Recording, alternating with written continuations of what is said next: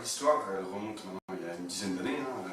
On est parti un peu par hasard, on était 5 avec un collègue et on s'est développé sans vraiment trop savoir où on allait, mais à chaque fois en saisissant des opportunités, en ayant une vision. Et aujourd'hui, on est plus de 150, 160 dans les domaines très variés, du métal, du matériel de sport. Et globalement, j'ai repris à peu près une dizaine d'entreprises pendant ces 10 ans. Et à chaque fois, on a à peu près triplé la taille de l'entreprise. Donc aujourd'hui, on a à peu près une cinquantaine de personnes qui viennent de rachat et une centaine de personnes qui viennent du développement et de la croissance. En fait, j'ai vraiment envie de changer le monde, j'ai envie d'entreprendre, de développer, j'ai envie de créer, j'ai surtout envie de vivre des aventures humaines avec des gens que j'aime, j'ai envie de partager. Et voilà, et c'est vraiment naturel. Si on m'avait demandé il y a 10 ans où je serais aujourd'hui, honnêtement, j'aurais peut-être répondu dans mon petit bungalow parce que j'y suis bien et qu'on s'éclate.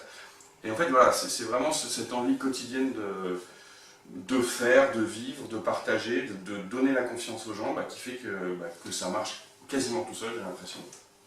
Moi, je crois beaucoup dans la confiance en soi, dans la confiance que les gens apportent et donnent. Et je pense que le principal facteur qu'apporte le réseau Entreprendre, c'est vraiment de donner au chef d'entreprise une énorme confiance en lui.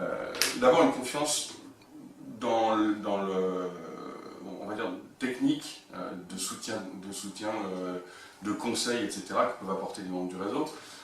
Bien entendu, une grande confiance, parce que quand on vous prête financièrement de l'argent, même si c'est parfois un pouillème de ce qu'il vous faut pour vous développer, de toute façon, il y a un énorme effet de levier, et en plus, il y a un énorme effet de confiance, puisque les gens croient en vous.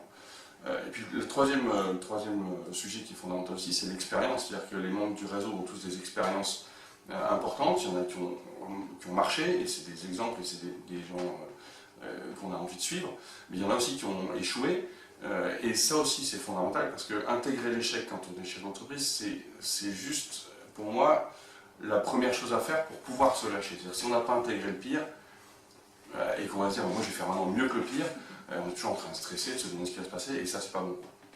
Donc voilà, la valeur d'exemple, mais surtout, je répète, c'est donner confiance.